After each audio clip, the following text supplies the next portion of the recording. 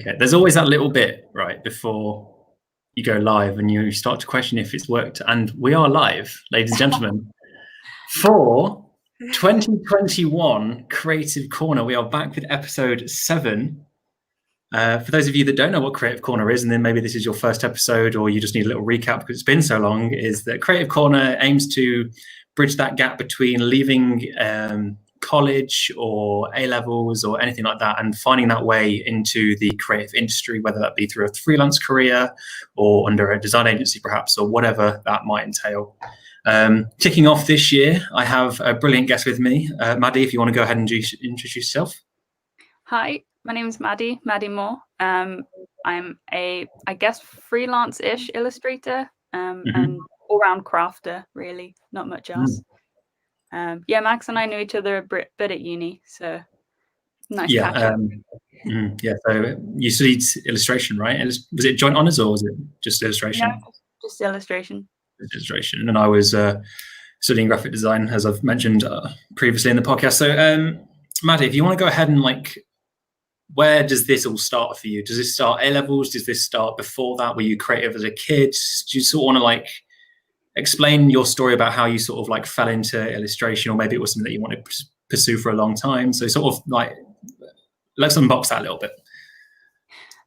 So I think just there wasn't ever a specific time where I realized that I was creative. I've just always been creative. My granddad, he's a painter and he used to be an art teacher as well. So okay. I think spending a lot of time around him doing his paintings and trying to teach me a bit about art was growing up was really great. And he's always, even if I didn't realize at the time of a kid of yeah, I'm going to go into art in the future, I enjoyed being around art and trying to understand it and learning as much as I can. And going to galleries in London was just great. Just train ride, just me and Gramps going. It was really fun. So I think just being around it since a kid. And then A-levels, I did not want to do A-levels at all. I just skipped out on that completely because I was like, what do you mean I can't do art and art? I had no idea what else I wanted to do. So I went to college, which was only 5 minutes down the road from my school. And I did an applied arts course. And that was... It was one of those courses where you could experiment and do anything you wanted. If I wanted to do a mural up the side of the building, my tutor probably would have swung that for me somehow. She was absolutely amazing. Quite a lot of do what you want and we'll try and make it happen as much as possible. She really was one of those, I want you to find what you like and enjoy doing it and experiment doing it and find processes that you enjoy rather than what I'd always observed art in school to be, which was this is how you paint and this is how you get it to look good. And then it looked more and felt more confined. So I was really pleased that I went to college and did that. And then I think I sort of got tricked into going to uni. So it was part of the course was you had to do your personal statement and stuff and go through the UCAS application. And then that was to get part of the grade. And she was like, well, you've already written it all and done all the application. Just send it off to a few, And it's a great way to get kids to apply for university. It's just do it, teach it passively, teach your personal statement passively, and then they'll just send it off anyway. It'll be fine. Yeah. So she kind of did that. And I was like, well it's not going to hurt. It doesn't, in the long run, it's better to try it than not. So I have no other plan.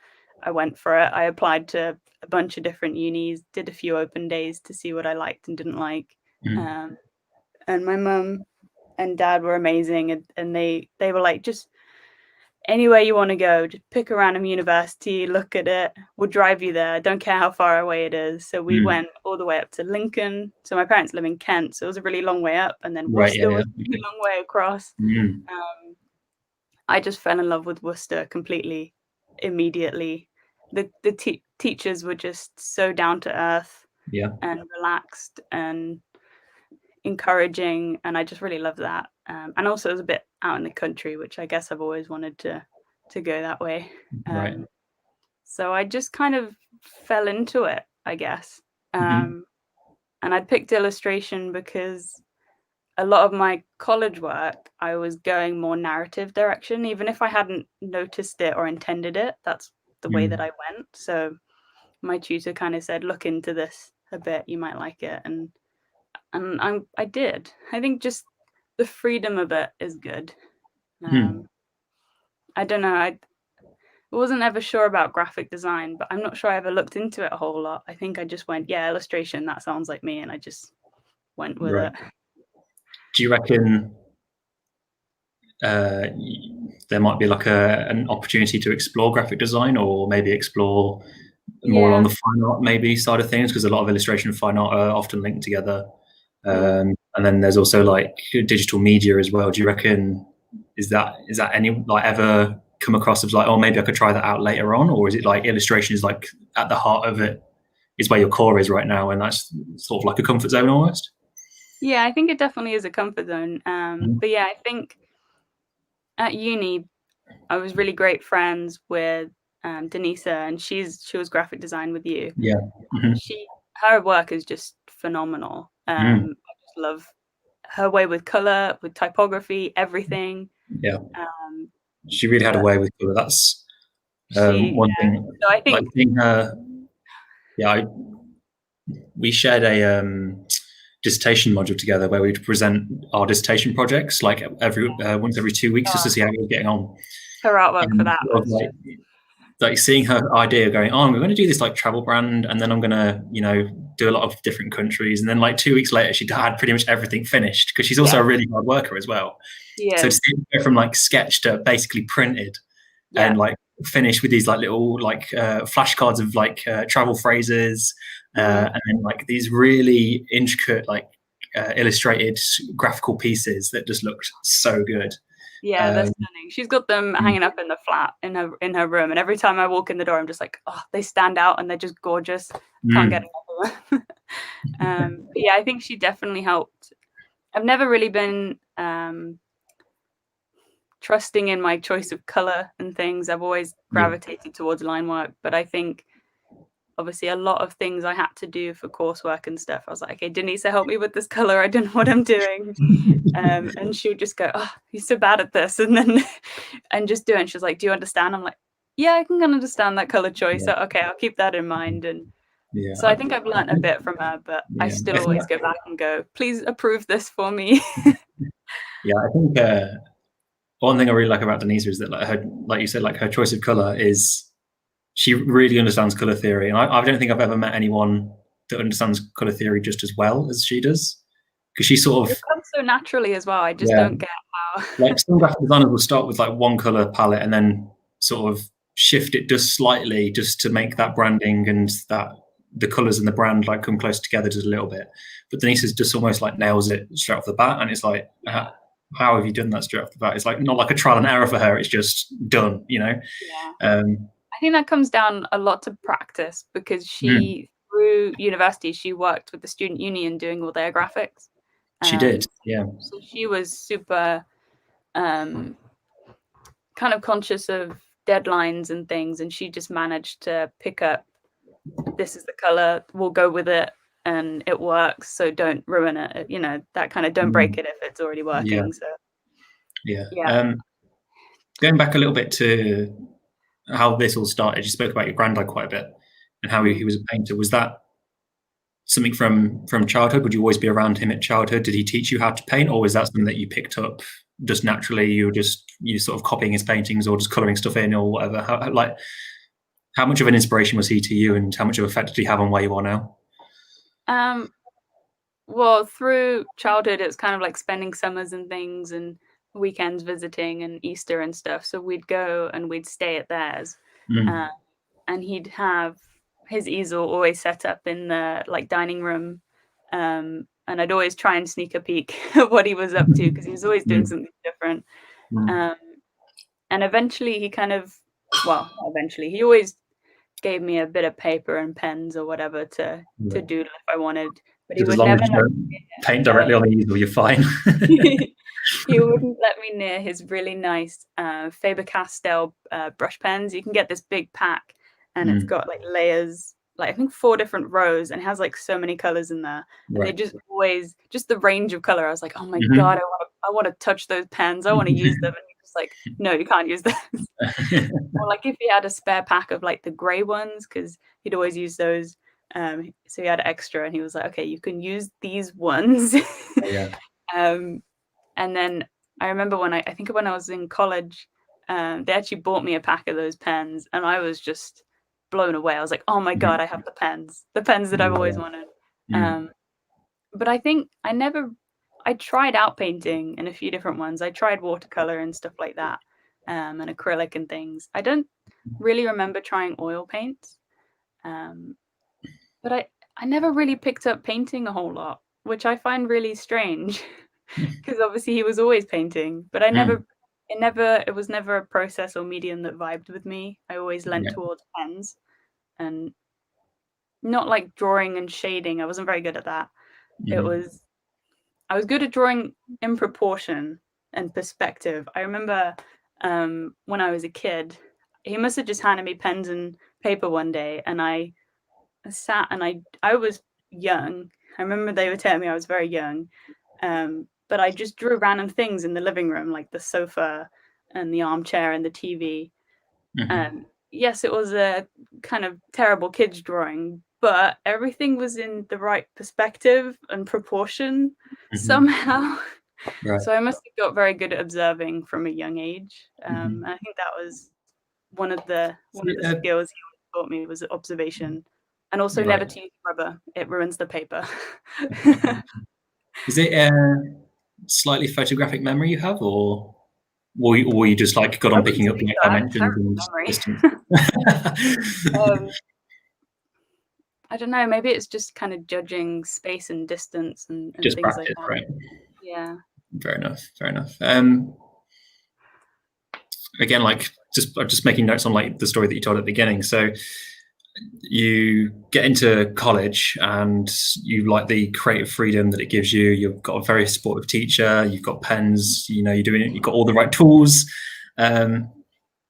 So college versus university, what was that move like to you in terms of work?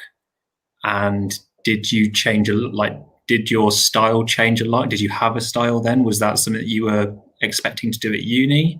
Because the way graphic design worked for me at uni was that, okay, although you were encouraged to be creative, there are also parameters in which you have to work in. So it's like you don't have as much creative freedom as you might think, but they are pretty open-ended. I don't know if that's the same for illustration though. So what's that process like for you going from college to university? I think the main difference between the two was the briefs and stuff that we were doing. So in college, it was only because it was a 2-year course. So the first year, actually both years, they were very open-ended briefs. Like one of the briefs, I think you did it for like a third of the year. So it was quite a long time to do a project, start to finish. But I think the theme was like journeys or something, and you could do that however you wanted.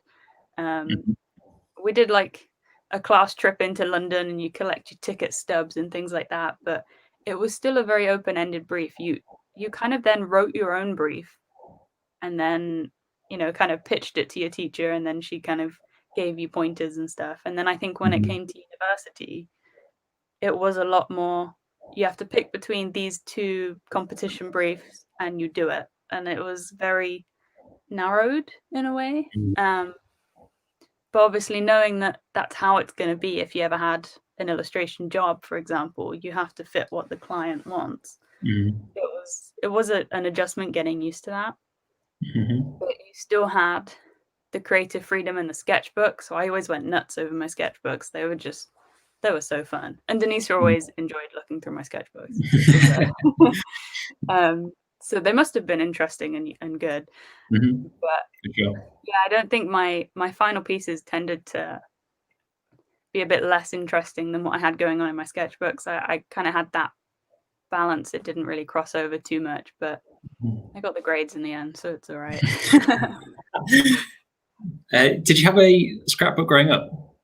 Or have a scrapbook now that you just fill with stuff or just draw in or whatever? I don't really remember having much of a scrapbook growing up.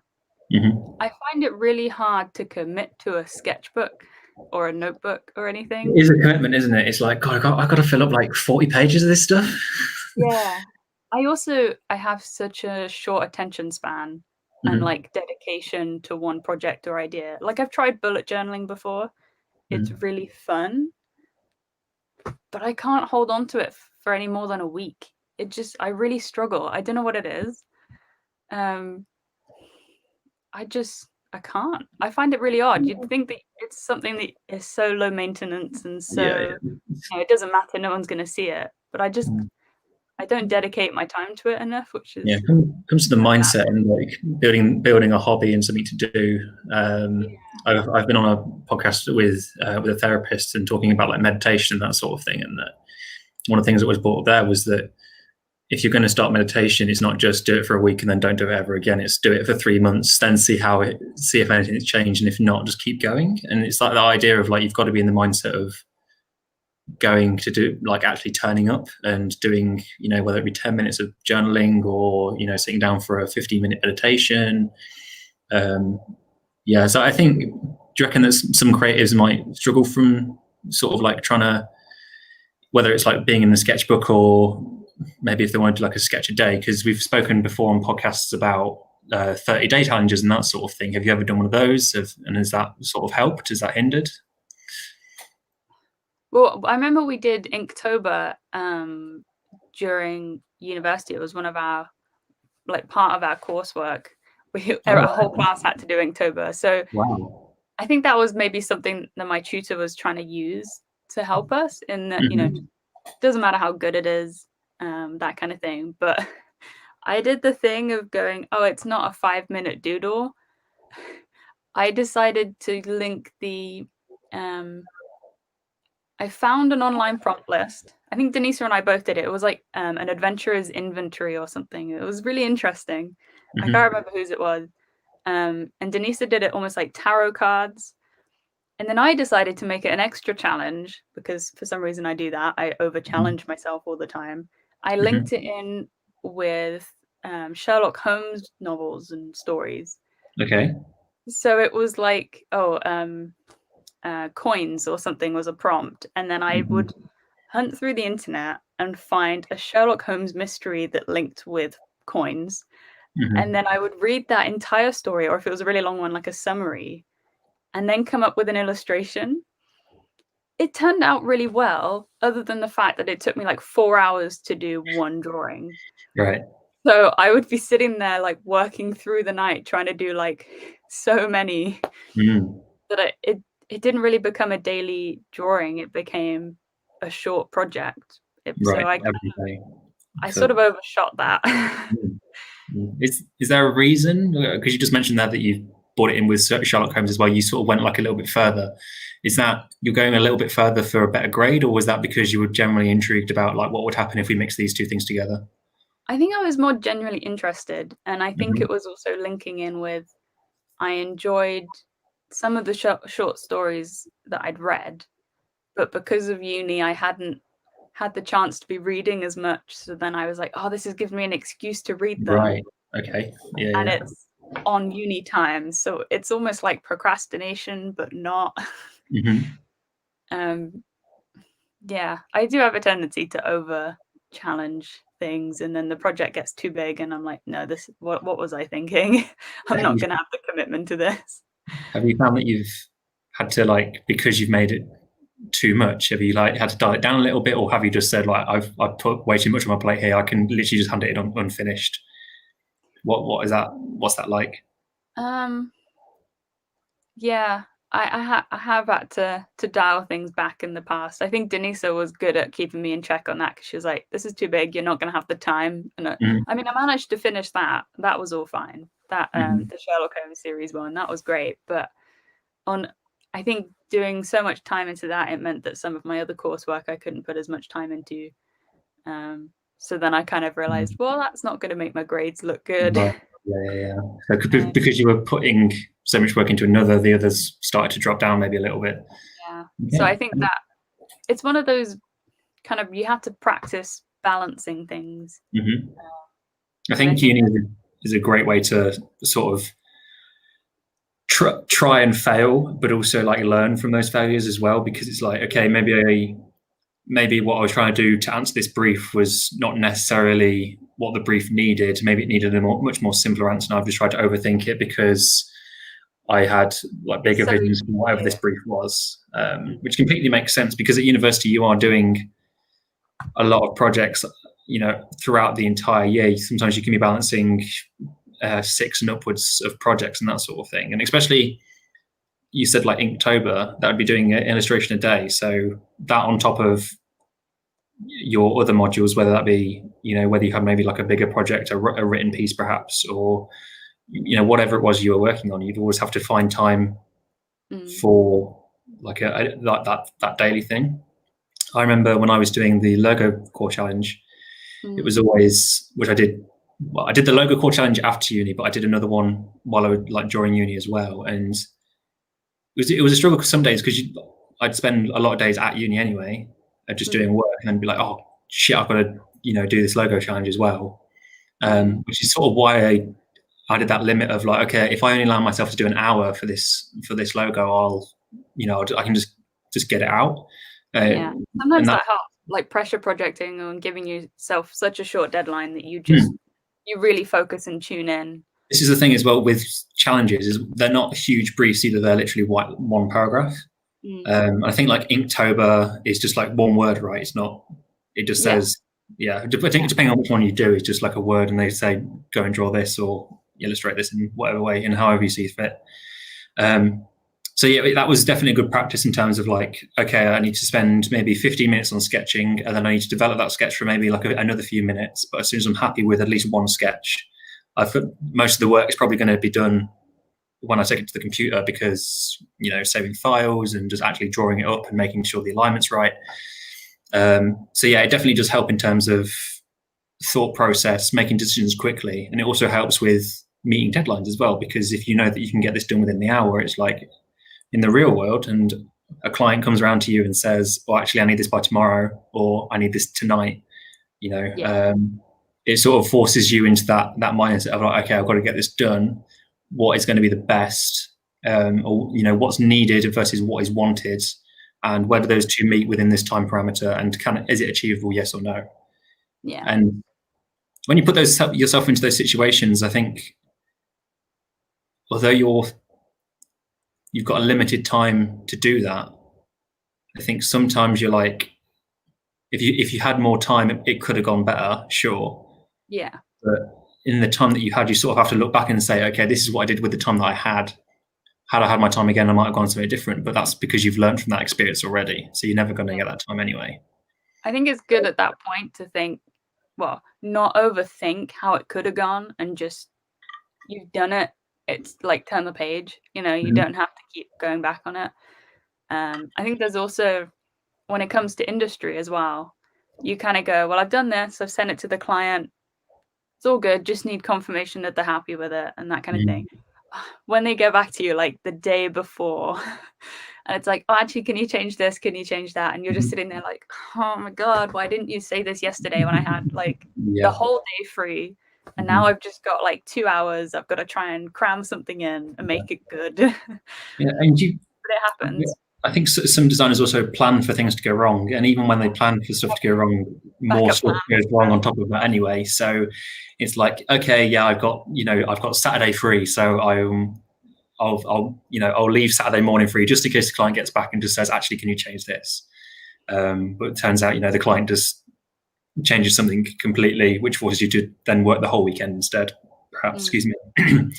Were you freelancing during university, or was this something that you picked up afterwards? No, so it was more of, well, I've not done a whole lot of freelancing. From uni, I got one commission. It was one of those lucky break commissions. And I did that. It never went up, which was weird. So the commission was a design of St. Swithin's Church in Worcester, like a line artwork. Okay. And that was going to get printed on the scaffolding wrap to go around the building, because they were doing... Is that you want about the one on the high street? Yes, it's Marcheapon Street. Yeah, I know what you mean. Right. Yeah. So it was, I did the drawing, had meetings with the client. Mm-hmm. It was all done, and then it's just not gone up. I did that. Well, it can't have been that long after uni, to be fair, in Mm-hmm. that summer before graduation and everything, and it's never gone up. Right. Which is so strange. But I mean, I know I bumped into him during the Worcester Archers Festival's Light Night event in January. Mm-hmm. I bumped into the client there, and I just stood there in the cold talking to him for like half an hour, and he was updating me on the project in general. Right. And he was like, "Yeah, it's not gone up yet. Everything keeps getting knocked back, and we thought this year, but maybe next year." So I'm like, okay, but we'll see if it ever goes up. But Right. it was one of those things where when you're studying in uni and you kind of see other creatives and how they kind of broke out into industry, I remember thinking, oh, the only way really into industry is having that one lucky break. Right. Like, And you what are thought the that was chances that's going to happen? And then conveniently, weirdly, it happened to me, but then it didn't lead to anything. right. It was sort of cool, got a commission. It Mm-hmm. didn't happen, but it did. Yeah. It just How does wasn't that, out in the public. yeah. It might eventually. So, like, obviously, at university, you're surrounded by a lot of creatives, and I think imposter syndrome plays a lot in at university because you're experiencing a lot of things like mentally. There's a new social like thing going on all the time, and you experience a lot of things for the first time. So, did imposter syndrome / creative block ever come into your time at university? And could you explain maybe a little bit about how you got over that, or maybe had like some coping mechanisms that you found worked for you and potentially could work for other creatives as well?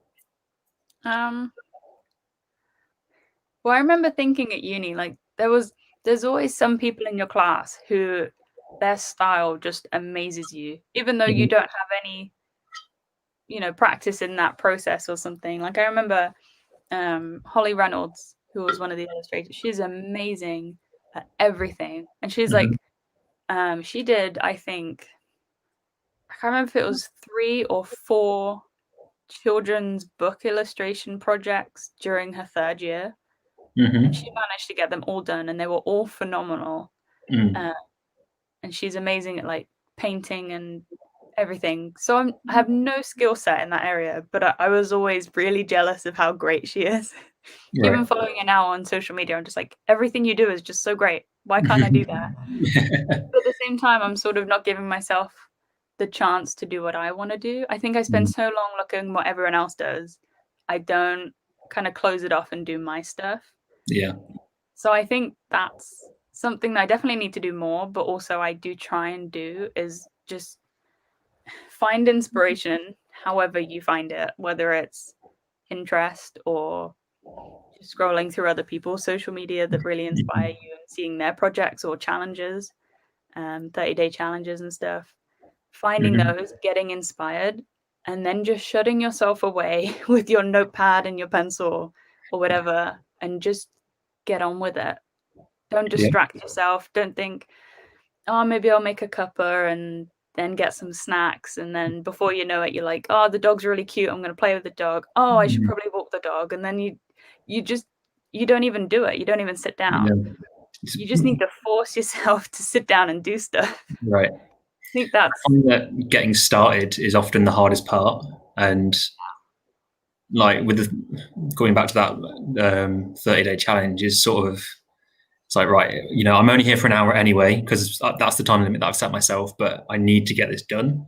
It's like, just I'm going to sit down and get this done. The same with any written essays at university. It was like, okay, I've done like the creative part of work. Now I just need to physically write about it and explain my thoughts and that sort of thing. What do I need to say on the page that is not being said on the visual element? And if I'm in the right mindset, I can do that. But I understand like when people find it definitely quite hard.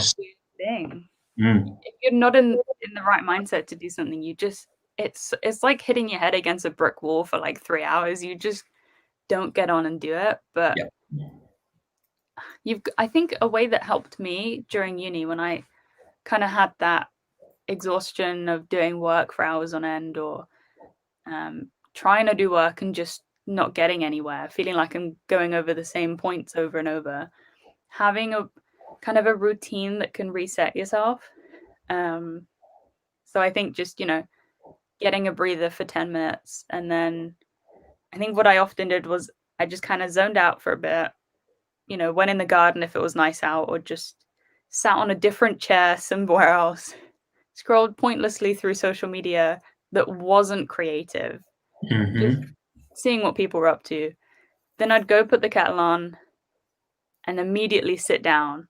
I'd put my phone as far away as possible, and that was I sat there while my coffee was cooling down to the right temperature, looking at what I was doing, reflecting on what I was doing, working out what the next step was. If I needed to make a to-do list, I'd do it then.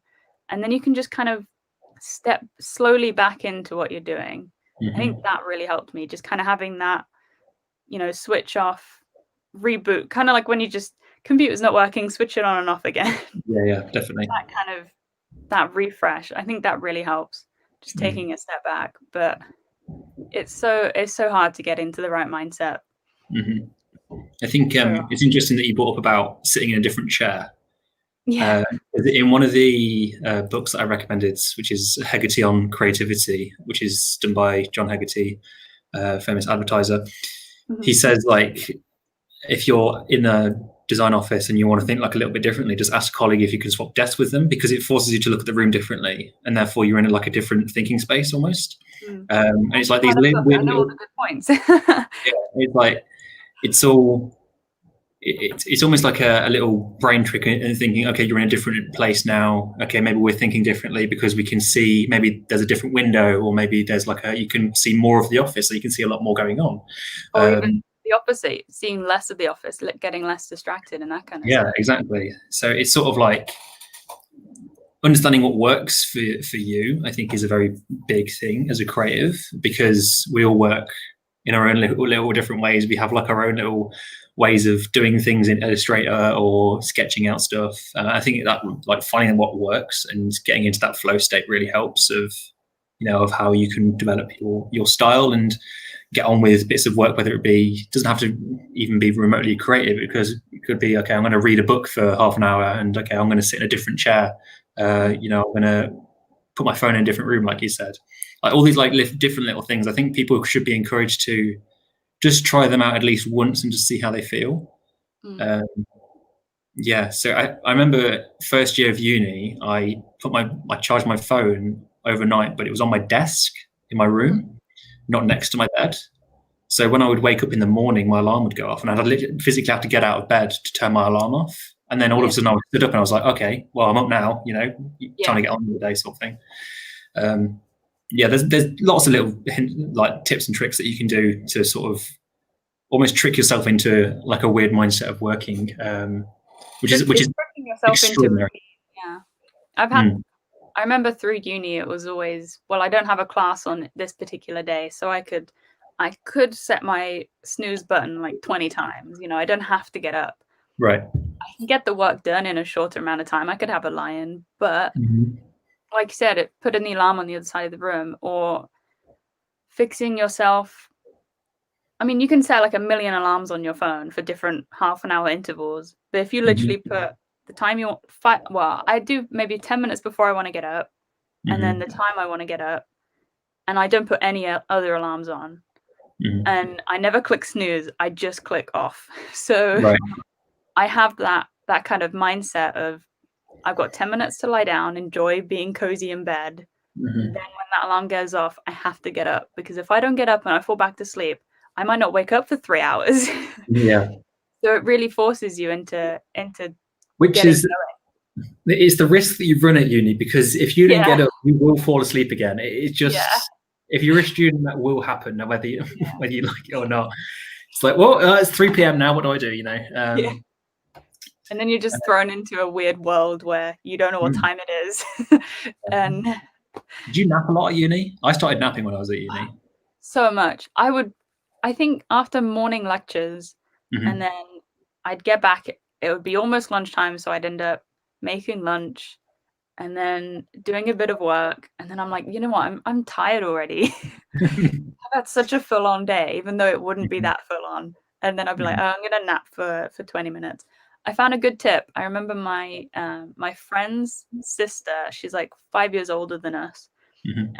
She had a great tip. If you want to have a nap, have a drink with caffeine, so like a coffee or a tea, before you go to sleep. So you get the warm, cozy, and then you fall asleep. But then the caffeine kicks in about maybe 15, 20 minutes, and it wakes you up. So as you're waking up, you kind of have that buzz of, I'm going to get on and do stuff. You don't go back to sleep. So I think that really helped me. But I don't know how scientific that is. But she was studying like biochem, so I guess I can believe it.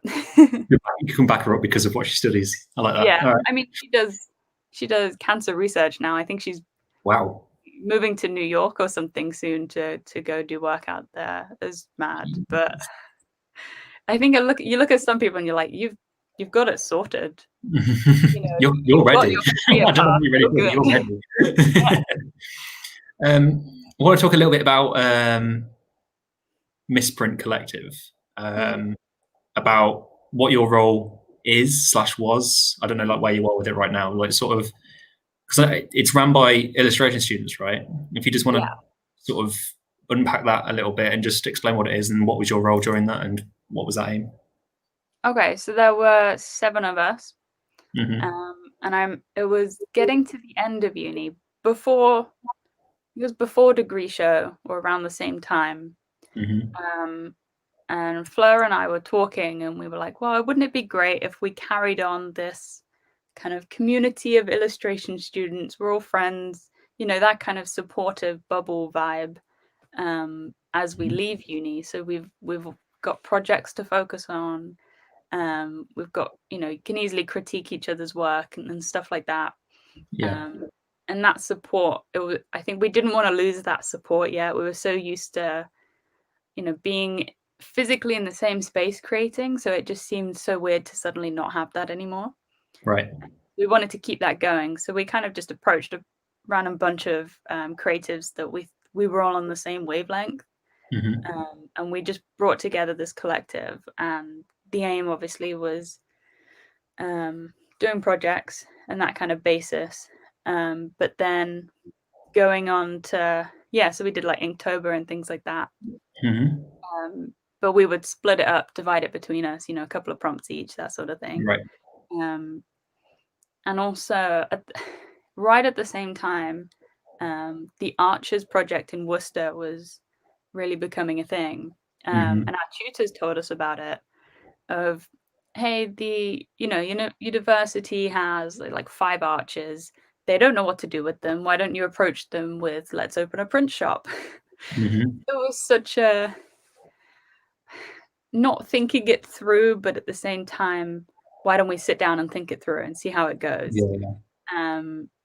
So we all we started meeting up. We're having like meetings like we were adults. Let's pretend for a minute. Yeah, it really was, but it was that fake it till you make it thing. For sure. Right? And for some reason, I ended up like chairing these meetings every single time. I don't know why. Maybe it was just because I enjoyed organizing or something. But I'd have like the meeting notes of what we're going to go over. You know, points of everyone work on this individual thing, and we'll get all the work done. So we ended up writing this proposal to who was it? I can't remember his name. Somebody, head of school. Oh, David Broster. That's the one. David.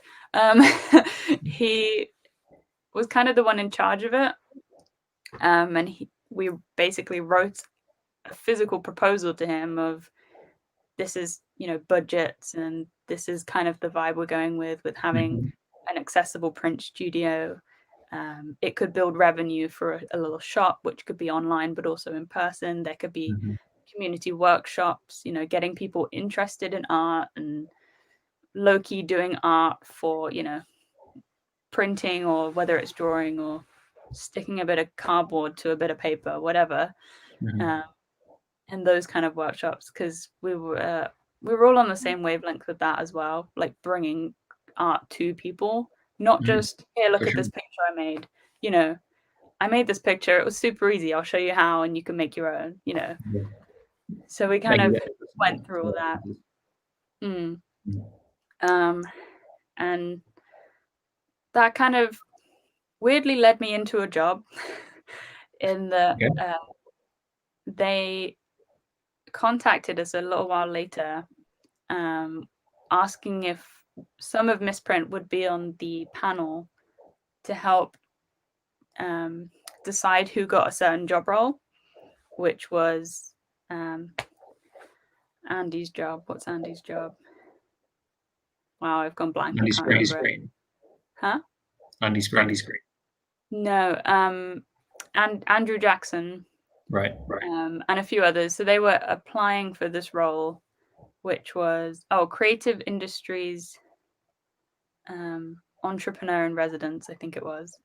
So the aim of that role, and then the supporting role, were helping startup businesses and entrepreneurs in the creative kind of world, helping getting them going, helping, point them towards funding and that sort of stuff.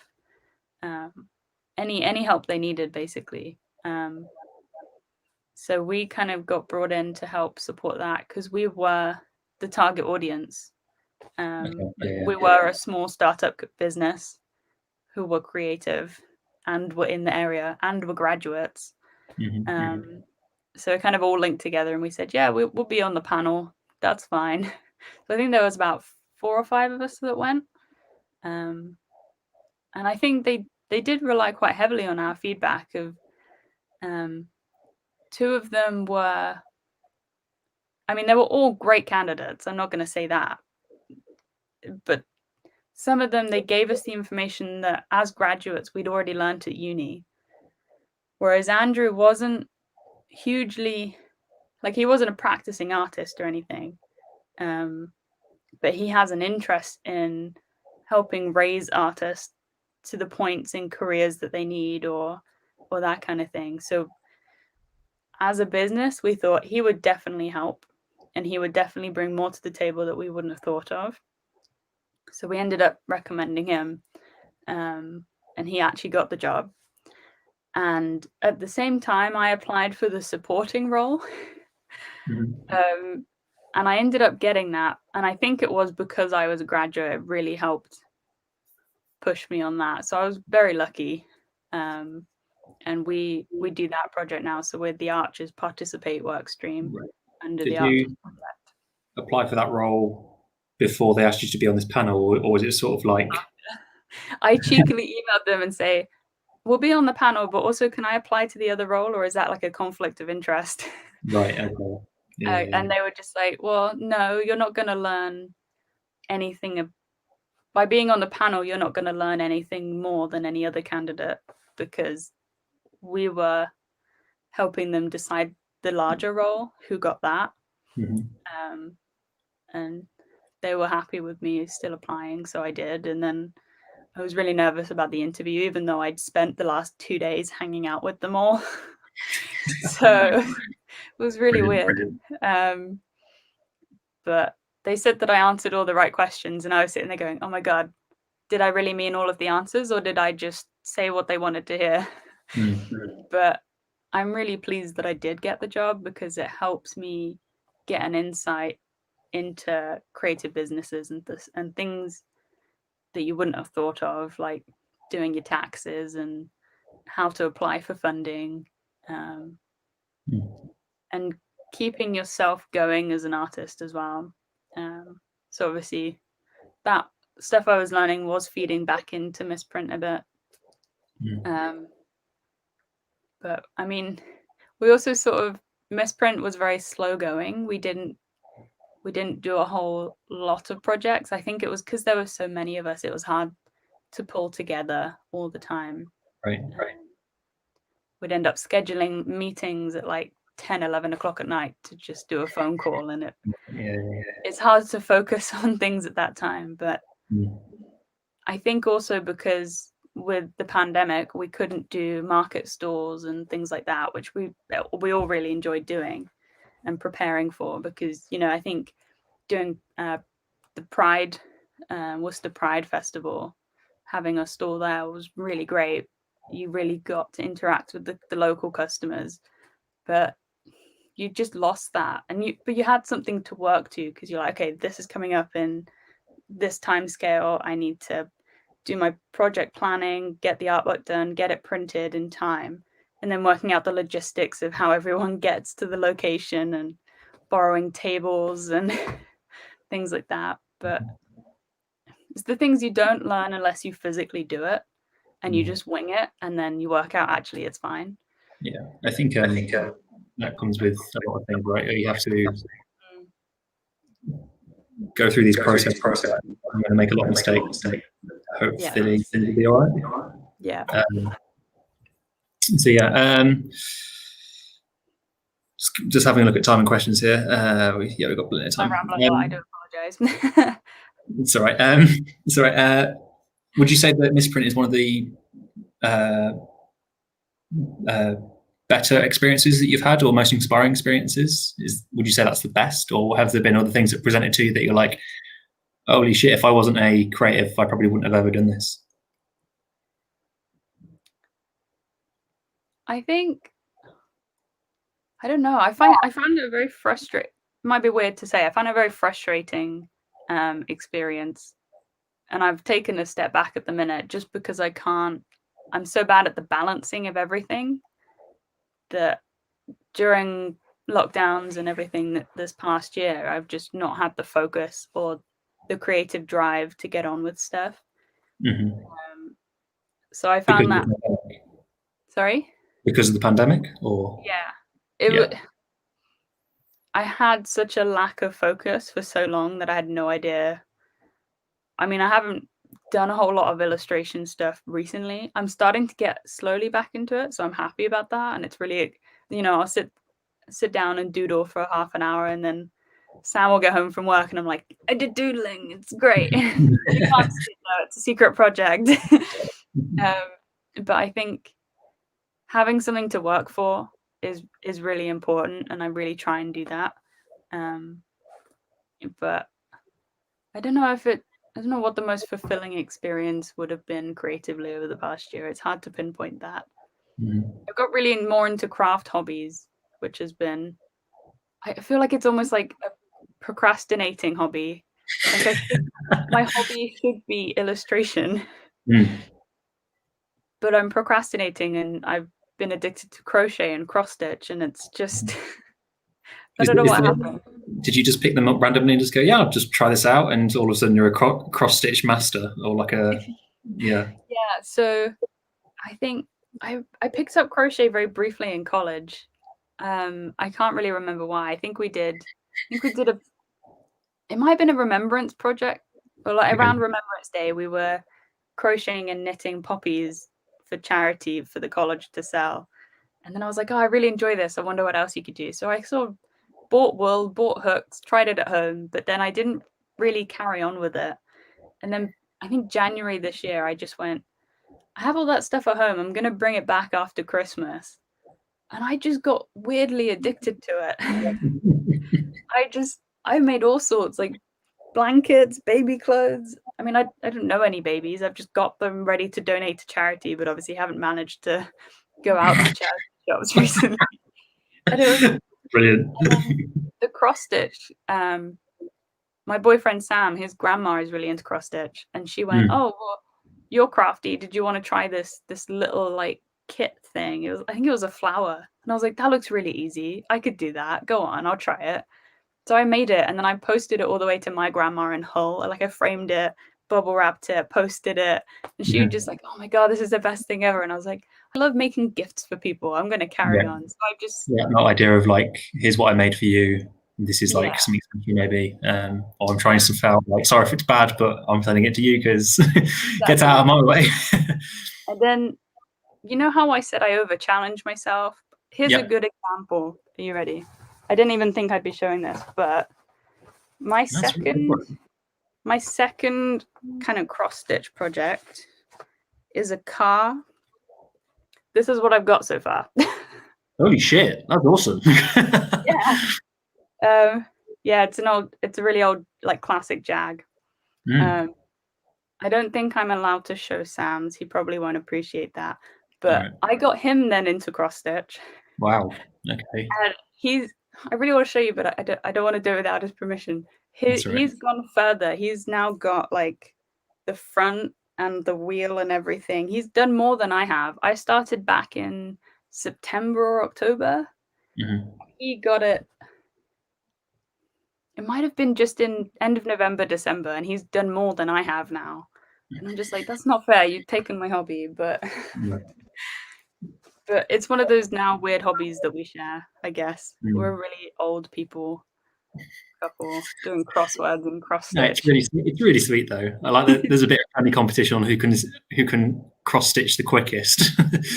Is cross stitch like it's like a piece of cloth that is then attached to a frame, and then you like stitch crosses with thread, right? And then, so I mean, the pattern is ridiculous. They look like this. They're just gobbledygook shapes, but obviously each one is equivalent to a color. So it's one of those things you sort of have to focus on, but you can also just zone out, and you don't have to be overly creative. But then on the flip side, I was like, oh well, I want to make something that's an Easter theme. So this is one I've nearly finished for my grandma. I'm doing her an Easter bookmark. Wow. So you've got like a little pansy, a little chick, and a chicken. Wow, I love that. That's really nice. So it was really fun to like design it myself. I was just like stealing elements from other stuff I'd got, but it's like a weird. You don't have to think, but you do have to think. And is there a sort of like when you step away from illustration sort of thing? Like, do you feel the same way with illustration? Like when you're going through the motions and you're whether it's like you're going through a first sketch or maybe you're working up like a final piece, perhaps. Is it like, does cross stitch then sort of take a step back from that, and it's just like, oh no, I'm going to do some cross stitching because I don't really have to think about it in terms of like it's just going through a rhythm? Is that the same for illustration, or is it like you try and keep the two separate? I think it is. I mean, it's the same process, the same enjoyment of I'm going to do this idea and then I'm going to follow it through, and then you get the nice outcome. I think with illustration, I do great until it comes to the outcome part. And then I just I lose confidence in myself, and I think this isn't going to look good in the end. But I mean, cross stitch and stuff, I can just go, well, I didn't design it. It's fine. it's someone else's pattern. That's fine. Yeah, but it's like doing a jigsaw. It's somebody else's picture, but you're putting the pieces together almost. Yeah, it's sort of like that. But I think having confidence in doing your own work and your own thing, and knowing that there is no right or wrong answer. For sure. You've got to have that step back, and it doesn't have to be perfect. I think that's a thing that always, like, over critiquing yourself all the time. Just don't do that. So what if you've spent 3 months on this project idea and it doesn't look as great as you thought it did? You can come back to that in a few years' time once you've developed your practice a bit, and maybe you'll have a fresh take on it. Sometimes you just stare at stuff too long, and you kind of you freak out and you just flake on it. Yeah, for sure. I think I'm sort of like a minimal designer myself. So like the simplest ideas to me are often the best, I find. And I've also done practice in vector illustration as well, not for any particular like brand reasons, but just because I find it quite therapeutic in just terms of like making a sketch or looking at a picture and just going, I could vector illustrate over that and just see how it looks. And I remember doing one of a DJ that I really liked when I first picked it up, and I was like, I've just practiced on this image. This seems pretty simple enough. It's like her stood by a few cactuses and she's got like a drink in her hand. And then a year later, pretty much exactly a year later, I did another image of her because I hadn't done one in a while. And then I compared the two side by side, and I didn't realize the progress I'd made from image 1 to image 2. Yeah. And when I put them side by side, I was like, I've come a long way for saying I don't really practice vector illustration in such a way of like, actually practicing it daily, or using it to solve briefs and talk to clients about it and that sort of thing.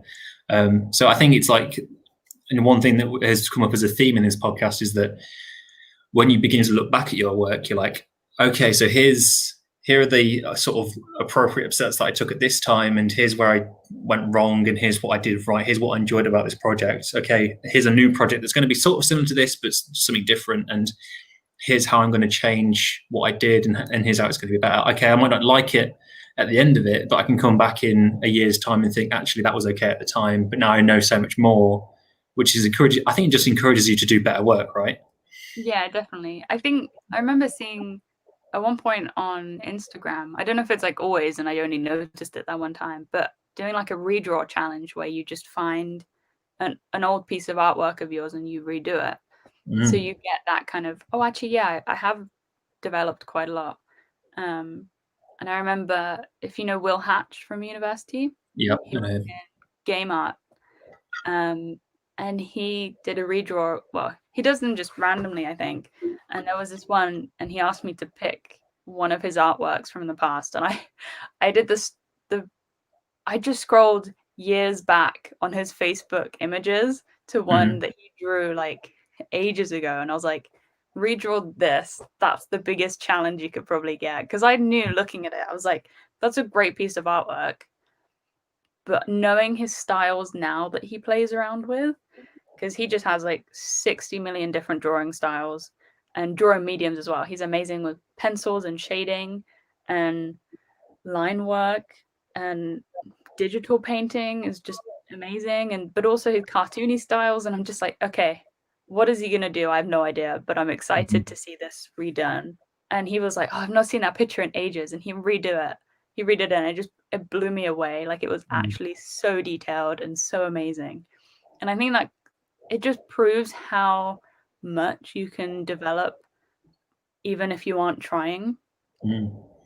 So like learning new processes in one thing, whether it's physical drawing and you're learning a freer way to draw, a more fluid way to draw, a new way of looking at the shapes and the negative space and all that, and then translating what you've learned into a different medium entirely, it's just crazy the difference that it makes.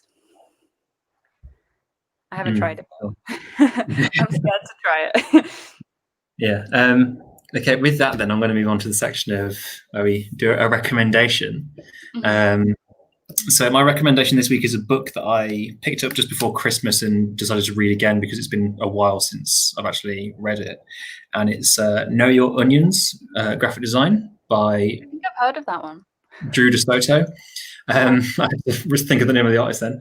And essentially it talks a lot about, like, okay, here's sort of what they might teach you in university / design school, and here's how it's applied within the industry, and here's how we go through things. Drew DeSoto is actually part of a design agency. I can't remember which one, but speaks about a lot about how they work in theirs, sort of anything from file naming to talking to a client about pricing and that sort of thing, and setting up documents. And that's one thing I really like at the back of the book is there's like ideal measurements and a glossary for people that might get a little bit lost in design jargon. So such as like anti-aliasing, CMYK, and there's also, if I go right to the back here, is it here? Bear with me 2 seconds. Oh, there is a section of like 10 things. Yeah, so it's like, it says 10 things a client wishes designers would do. So it sort of like gets you in the mindset of what is this person thinking. And there's one about like copywriters, design, creative directors, design managers, what they think their designers should do. It just sort of helps you get in their heads a little bit about expectations and what you should be doing to make their life easier, to make your life easier. Just some real nice practical advice.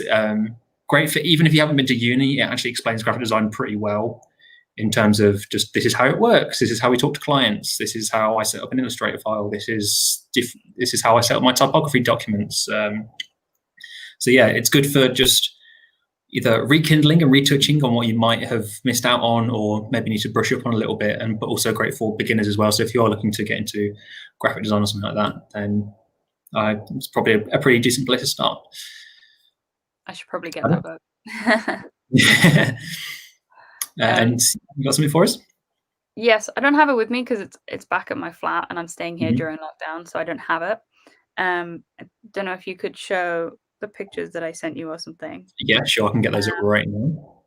So the book is Things Are What You Make of Them, Life Advice for Creatives by Adam J. Kurtz. I bought this back, or no, I think I asked for it for Christmas back in college. I didn't pick it up that much, but through uni I really flicked through it a lot. So generally it's hard to explain what it is, but it is sort of, it's really low-key lists and tips, and just it refocuses you and makes you think about your thought process a lot, really. It kind of, it's very reflective and it's very quick. You don't even, I haven't read it front cover to cover. I just pick it up, flick through to a random page and just start reading, really, because it's not a beginning to end kind of book. It's just, you know, you might be thinking, oh, I'm really not into it, or this project is really driving me mad. I feel really stressed and wound up about my creative process or something. And looking through that, it really reassures you that nothing has to be perfect. Just give stuff a go. If it's not working, put it aside or try in a different way. And that, it's so helpful. I don't know how else to describe it, but it's just incredibly helpful at resetting you. There's a lot of books like that that are sort of, you can pick them up at any point and just take something from it. I mentioned before in the podcast, Hecate on Creativity. That book is not very big at all, and the chapters are like maybe 2 pages, and it's just literally paragraph. It's only like this big. The book is really small.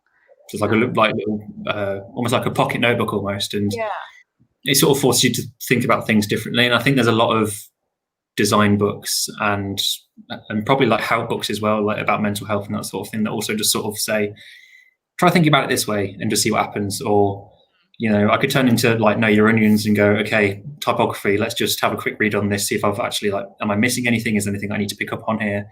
Does that then link into what I'm doing right now? Or is this maybe just keep this in the back of your mind because it might come up later on or something like that?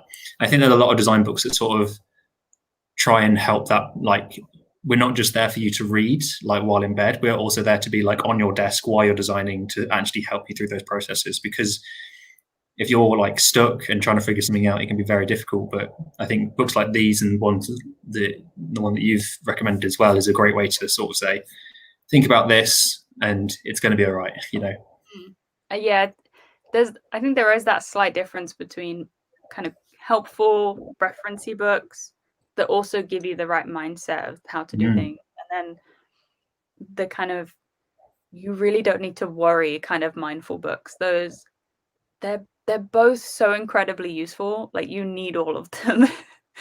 But I don't think there's any like, you can't get through being a creative without knowing that somebody else is on the same page as you. For sure. I think it's a real nice thing to, not necessarily nice, but sort of like reassuring to know that, like, okay, I'm not the only one struggling with like trying to get my head around typography, or trying to get my head around cross stitching, or whatever it might be. So final few questions then, Maddie. In terms of illustration and where you're going, how do you think that's going to change in the future? So I mentioned about the Archers project, and working alongside Andrew in the last few months. So we've been working alongside each other under the Archers project, but we've sort of altered it a bit so that now I'm under his creative company, which is iCreation. So it means that we're still obviously working on the Archers project together, but I can now work with him and his project team to do all sorts of client work. Because he's one of these people that really just, he sees a creative person and he goes, you have talent, whether you believe it or not. This is where you need to go in your career, or this is a step that will help you in your career, even if it's just a little extra to put on your CV. or, you know, a little bit more client work under your belt, you don't know where it's going to go. Just go with it. And that's kind of what we've done. And he's going to be, I think the first project he's bringing me on is some international lifestyle brand packaging illustration thing. So I'm like a bit terrified because I'm diving straight in on the deep end, but how else are you going to learn? That's the thing. And I feel reassured that there is a really experienced creative team that I can go to at any time for advice or feedback. And I think that's really important as you're kind of finding your foot in your career, is just knowing there is support, knowing there are other creatives who will help you. So even if I haven't kept up with every single class member at university, I know that I could message any of them and say, I need advice on painting. What can you tell me? Because like I would know that they're good at it. Yeah. And I think there's also, on the flip side, any creative is happy to give and share advice. For sure. Like anyone at all. Like I remember there's somebody that I met through social media who's into crochet as well, but she's also a graphic designer as her day job. And I didn't know that through her profile, but we were talking, you know, illustration, graphic design. She was like, anytime you need help, just hit me up. And I'm just like, unless you speak to people, you just don't know these things. But I did the same in second year when I was preparing for my dissertation project. I just put a message out to designers that I really liked on Instagram, and about at least half of them got back to me, and I was like, shit, wow, this is great. You know, I'm just speaking to them like they're normal people. Yeah, well, that's the thing. It brings that level down. Like, we're trying to work together here, like, so. Yeah, everyone's so supportive. I think that's just a general creative people thing. Everyone's really giving in terms of advice, support, anything. So I think that's one of the main draws of creativity as well. There's awesome. Always so final question then. Given your experiences and everything we've spoken about today, what is one piece of advice you might give to a budding illustrator or someone who wants to go into the design industry and just do something similar to what you do, or maybe become an artist themselves? I think the main advice I'd give myself, so I'll give other people, is don't stress about it. Just try. Get on with it as well. Don't hold yourself back. Just get on with it. Don't stress. Okay, so I'm writing that down. Thank you. Okay. Right. And I think that is where we're going to end it tonight. I rambled for a very long time. No, it's good. We need this sort of this, and hopefully, Maddie, you've enjoyed yourself. Yes. Talking about you and how far you've come, because you have come far. Yeah, looking back, you notice it. I think a lot of the time you don't notice that kind of thing, for sure. like you were saying earlier. Yeah. So yeah, thank you everybody for watching or listening or whatever it was you were doing. Creative Corner might be back next week. We're not sure though, but I'm moving house, so I'm not necessarily sure whether it's going to be next week or the week after that actually comes back. But Maddie, thank you so much for joining me. And hopefully we'll see everyone very soon. What do you say? Hope your house move goes well. Oh, well, I hope so too. Yeah. So thank you very much, everybody, and stay safe, and we'll see you all soon. See you soon.